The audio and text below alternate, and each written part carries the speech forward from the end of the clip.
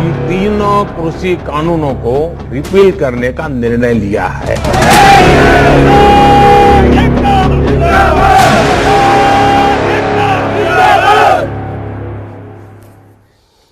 2020 September পার্লামেন্টে পাশ হয়ে যায় 3 কৃষি আইন। যে 3 কৃষি আইন অধিকাংশ কৃষকদের একাংশ তারা মানতে চাননি, তারা আন্দোলনে নামেন, তারা পথে নামেন। তারা বলেন যতদিন না এই কৃষি আইন প্রত্যাহার হচ্ছে ততদিন তারা বাড়ি ফিরবেন না।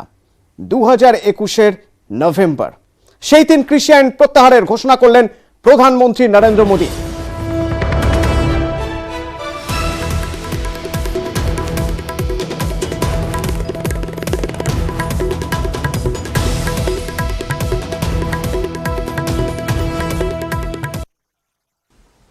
आज मैं आपको, पूरे देश को ये बताने आया हूं कि हमने 3 कृषि कानूनों को वापस लेने का, रिपील करने का निर्णय लिया है। इस महीने के अंत में शुरू होने जा रहे संसद सत्र में, इसी महीने में हम तीनों कृषि कानूनों को रिपील करने की संवैधानिक प्रक्रिया को पूरा कर देंगे। তাহলে যে জন্য আন্দোলন, সেই আন্দোলন থেকে কৃষকরা সরে আসুন, তারা বাড়ি ফিরে যান, নতুন সূচনা হোক, আবেদন করলেন প্রধানমন্ত্রী নরেন্দ্র মোদী। मैं आज अपने सभी आंदोलनरत किसान साथियों से आग्रह कर रहा हूं, आज गुरु पर्व का पवित्र दिन है। अब आप अपने अपने घर लौटे, अपने खेत में लौटे, अपने परिवार के बीच लौटे। आइए एक नई शुरुआत करते हैं, नए सिरे से आगे बढ़ते हैं। নয়াদিল্লি থেকে প্রতিনিধি রাজীব রয়েছেন, রাজীবের সঙ্গে একবার কথা বলবো। রাজীব, সে ছবি তো আমরা দেখছি, কৃষকদের মধ্যে একটা খুশির হাওয়া, একটা আনন্দের বাতাবরণ তৈরি হয়ে গেছে। জিলিপি খাওয়াচ্ছেন একজন আরেকজনকে, মিষ্টি মুখ চলছে। কিন্তু যারা এতদিন ধরে রাজধানীর সীমান্তে ছিলেন, তারা কি এই আবেদনে সাড়া দিচ্ছেন? তারা কি বাড়ি ফিরে যাবেন? না, দেখো, একেবারেই আমরা কথা বলেছিলাম যে সমস্ত কৃষকরা প্রায় 1 বছর ধরে আন্দোলন করছে, 350 দিনের বেশি হয়ে গিয়েছে, তাদের সঙ্গে কথা বলেছি। তারা ভীষণভাবে খুশি এই সরকারের ঘোষণায়। প্রধানমন্ত্রী যখন ঘোষণা করেছেন, কিন্তু তাদের মনে দুশ্চিন্তা রয়েছে যে এই ঘোষণার পরেও যেটা ঘটার কথা, অর্থাৎ যে প্রত্যাহার হওয়ার কথা যে আইন, সেটা যতক্ষণ না প্রত্যাহার হচ্ছে তারা কিন্তু এই গাজীপুরের যে সীমানায় যেখানে তারা বসে রয়েছেন সেখান থেকে তারা 1 পাও নড়বেন না বলে জানিয়েছেন। এবং সব থেকে বড় কথা যে কৃষকদের আরো কিছু দাবি রয়েছে, তারা মনে করছে যে তাদের আন্দোলনের নৈতিক জয় হয়েছে আপাতত প্রধানমন্ত্রীর এই ঘোষণায়, কিন্তু যতক্ষণ না প্রত্যাহার করে নেওয়া হচ্ছে সরকারিভাবে, এবং এই আইন প্রত্যাহার কিন্তু নরেন্দ্র মোদী প্রধানমন্ত্রীর ঘোষণাতেই হবে না। সংসদে যেহেতু এই বিল পাস হয়েছে এবং তাতে রাষ্ট্রপতি সই করেছেন, অর্থাৎ এখন সেটা আইন, সেই আইন কিন্তু প্রত্যাহারের একটি নিয়ম, সেই নিয়ম মেনে সংসদে আবার সরকারকে প্রস্তাব আনতে হবে এবং প্রত্যাহার করার জন্য আবার বিল আসবে, আবার সেক্ষেত্রে ভোটাভুটি হবে। অর্থাৎ এই যে পদ্ধতি, এই পদ্ধতির মধ্যে দিতে হবে। এবং কৃষকরা মনে করছেন যে যতক্ষণ না এই পুরো প্রক্রিয়া সম্পন্ন হচ্ছে ততক্ষণ তাদের যে দাবি, সেই দাবি পূরণ হচ্ছে না। রাজীব, প্রায় 14 মাস তারা যে আন্দোলন করেছেন এবং সেখানে সরকার পক্ষের যে মনোভাব দেখেছেন, সেখানে বোধহয় কোথাও এখনো তারা ভরসা পাচ্ছেন না। রাজীব ছিলেন আমাদের প্রতিনিধি আমাদের সঙ্গে। আমরা আপনাদের দেখাবো কৃষক নেতা রাকেশ টিকায়েতের টুইট, তবে তার পাশাপাশি আপনাদের একবার শুনিয়ে নিতে চাইবো কৃষক নেতা হান্নান মোল্লা তার বক্তব্য। যদি সত্যি প্রত্যাহিত হয়, সেটা হবে আমাদের দেশের গণ আন্দোলনের বৃহত্তম জয়। তবে এই মুহূর্তে আমরা অপেক্ষা করব, কারণ মুখের কথায় প্রত্যাহার হয়নি। এর আগে অনেক মুখের কথা আমরা দেখেছি। যতক্ষণ না পার্লামেন্টে প্রত্যাহার হবে ততক্ষণ পর্যন্ত আমরা অপেক্ষা করব। সম্পূর্ণ প্রতিক্রিয়া তখনই হবে যখন পার্লামেন্টে প্রতিক্রিয়া হবে, কারণ চোরের বাড়ির ভাত না চালে বিশ্বাস নেই। কৃষক নেতা রাকেশ টিকায়েতের টুইট, এখনই আন্দোলন প্রত্যাহার করা হচ্ছে না, সংসদে কৃষি আইন বাতিল না হওয়া পর্যন্ত তারা অপেক্ষা করবেন বলছেন। টুইট করেছেন রাকেশ টিকায়েত। ন্যূনতম সহায়ক মূল্যের পাশাপাশি কৃষকদের অন্যান্য সমস্যা নিয়েও আলোচনা করা উচিত। कि रेट बढ़ाएंगे और फिर कह ले जी कुछ रेट कम कर दे जी, जीत होगी। इसमें सीड बिल लेकर आना चाह रहे हैं, दूध का एक कानून लेकर आना चाह रहे हैं, बिजली का लेकर आना चाह रहे हैं, जमीन छीनने का प्लान है। तो ये सारी चीजें हैं, ये तो बैठ कर बातचीत होगी, ये मामले बातचीत में आएंगे, उससे समाधान होगा। आंदोलन के मामले हैं, आंदोलन है 3 कानून के ऊपर और एमएसपी गारंटी कानून, और उसके बाद में सरकार ने कहा है कि हम एफिडेविट भी सुप्रीम कोर्ट में देंगे कि हम बातचीत से समाधान करेंगे, वो एफिडेविट भी जाना है। उसके बाद में आगे और जो मसले हैं उस पर बैठ के बातचीत होनी है, उनका समाधान भी निकलना है। जो हमारे जेलों में लोग हैं वे कैसे बाहर आएंगे, करीब 10,000 से ज़्यादा मुकदमे हैं, वे कैसे ख़त्म होंगे। तो एक लीगल राय के साथ में सरकार बैठे है। तो क्या हम कह सकते हैं कि आंदोलन अभी भी जारी रहेगा? आंदोलन कहाँ खत्म हो रहा है अभी, ये किसी ने कहा कि आंदोलन खत्म हो रहा, आंदोलन जारी रहेगा। संयुक्त मोर्चा है, आज उसकी 9 मेंबरी कमेटी की मीटिंग हो रही है संयुक्त मोर्चे की, और सरकार को कोई अपना पक्ष रखना है वो वहाँ पर बता दे, और जो भी कॉन्फ्रेंस में वे लोग बताएंगे वो पूर्ण रूप से लीगली रूप से हम उस पर काम करेंगे। आप कब और कहाँ होनी है मीटिंग? ये तो संयुक्त मोर्चे की तो आज मीटिंग अपने सिंघू बॉर्डर पे है, जहाँ पहले होती थी, वहीं पे ही मीटिंग होगी, और वहाँ से फिर वे अपना फैसला देंगे, सरकार को अपना एक मैसेज दे देंगे वहाँ से।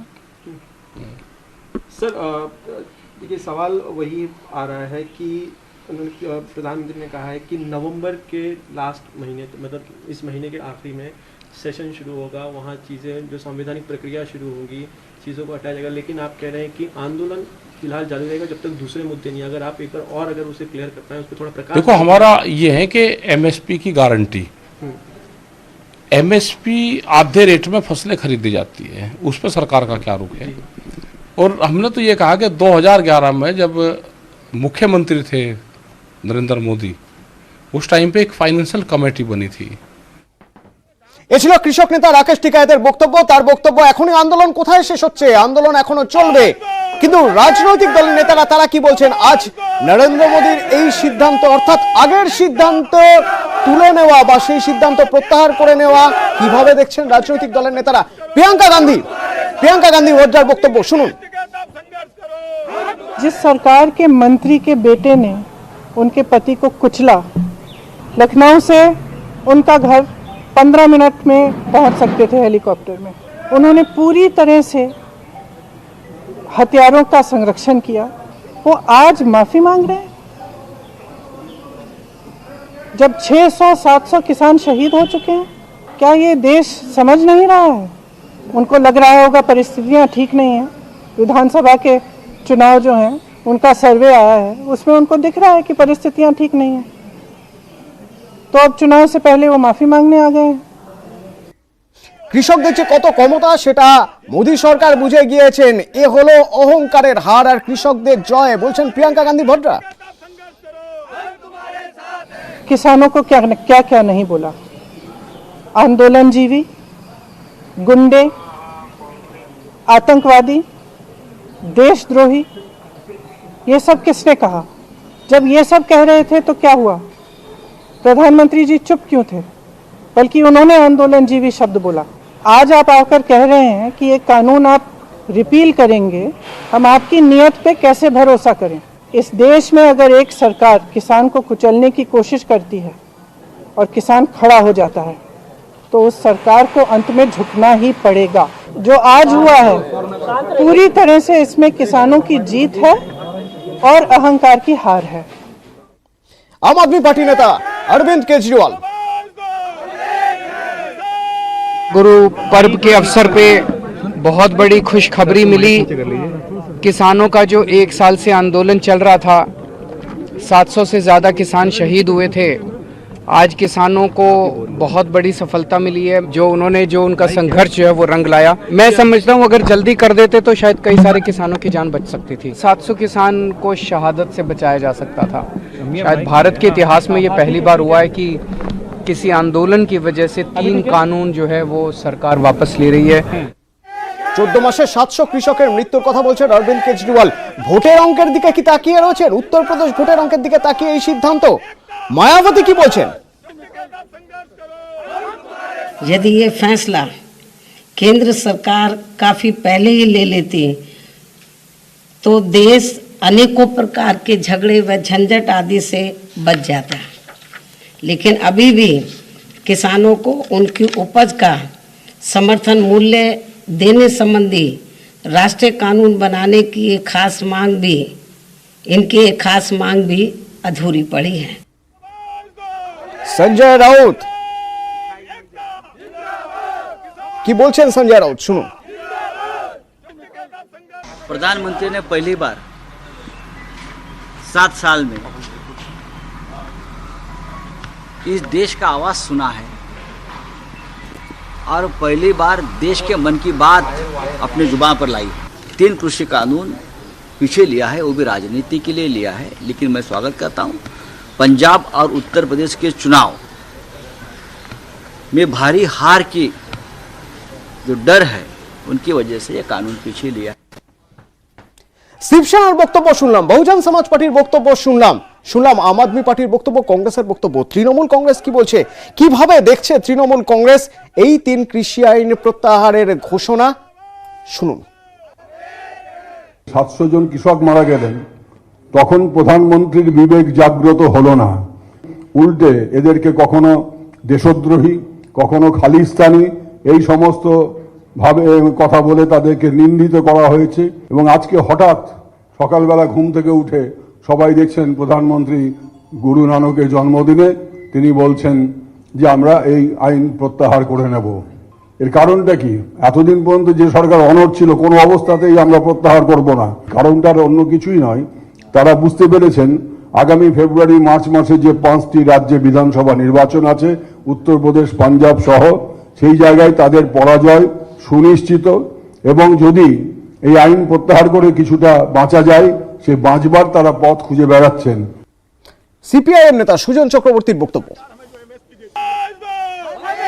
অবশেষে অগত্যা বাধ্য হয়ে মাথা নিচু করতে সম্মত হলেন, বা এর কোনো বিকল্প ছিল না মোদিজির কাছে, এটা পরিষ্কার হয়ে গেল। অনেক গায়ের জোর দেখিয়েছেন, গায়ের জোরে আইন করেছেন, বেআইনি ভাবে আইন করেছেন। সেই আইন যে দেশের মানুষ মানবে না, কৃষকেরা এক টানা লড়াইয়ের মধ্য দিয়ে যেভাবে তাকে স্পষ্ট করেছে, আমি তাকে স্বাগত জানাচ্ছি।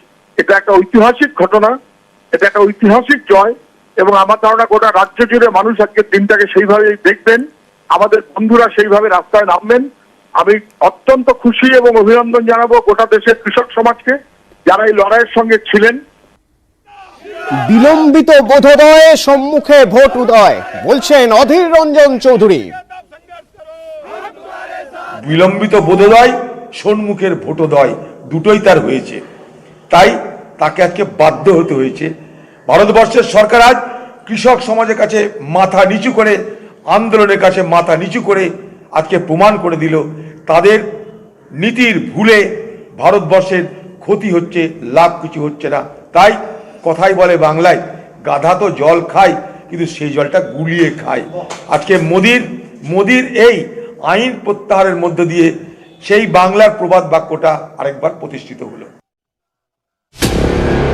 हम तीनों कृषि कानूनों को रिपील करने का निर्णय लिया है।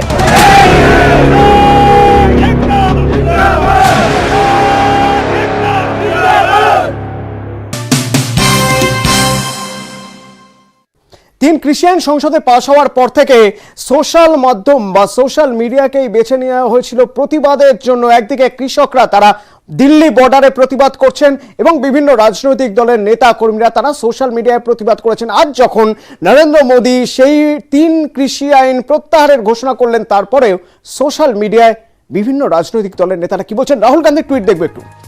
রাহুল গান্ধী, দেশের অন্নদাতারা সত্যাগ্রহের মাধ্যমে অহংকারকে নত করেছেন, অন্যায়ের বিরুদ্ধে জয়ের শুভেচ্ছা। রাহুল গান্ধীর টুইট। মমতা বন্দ্যোপাধ্যায় টুইট করেছেন, কৃষকদের আন্তরিক অভিনন্দন, বিজেপির অত্যাচারের বিরুদ্ধে কৃষকরা নিরন্তর লড়াই চালিয়ে গিয়েছেন, এটা আপনাদের জয়। এই লড়াইয়ে যারা প্রাণ হারিয়েছেন তাদের পরিবারের প্রতি সমবেদনা। মনে রাখতে হবে 700 কৃষকের প্রাণ গিয়েছে গত 14 মাসে। সূর্যকান্ত মিশ্র টুইট দেখব। রাজ্য সম্পাদক সিপিআইএম সূর্যকান্ত মিশ্র বলছেন, শ্রদ্ধার সাথে স্মরণ করছি কৃষকদের আমাদের রাজ্যের আইনে তৃণমূল কংগ্রেস সরকারের আমলে কৃষক বিরোধী সংশোধনীগুলিও বাতিল করা হোক। কৃষক আন্দোলনের শহীদদের স্মরণ করছি, এই জয় সংযুক্ত কৃষক আন্দোলনের। অভিষেক বন্দ্যোপাধ্যায় তৃণমূলের সর্বভারতীয় সাধারণ সম্পাদক টুইট করেছেন, আমাদের কৃষকরা আরো শক্তিশালী হলো। দীর্ঘদিন ধরে কঠিন সংগ্রাম করেছেন দেশের কৃষকরা, প্রতিকূলতার বিরুদ্ধে লড়াই করেছেন তারা। কৃষকদের সাহসিকতার জন্য তাদের অভিনন্দন।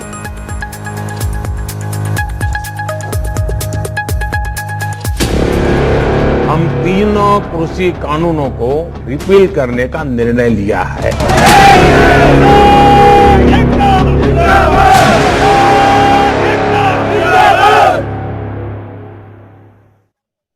टॉप टेक टीएमटी लगाओ, टेंशन को भगाओ और दिल से घर बनाओ। टॉप टेक ही टॉप टीएमटी बार, दिल की नजर से तुम देखो।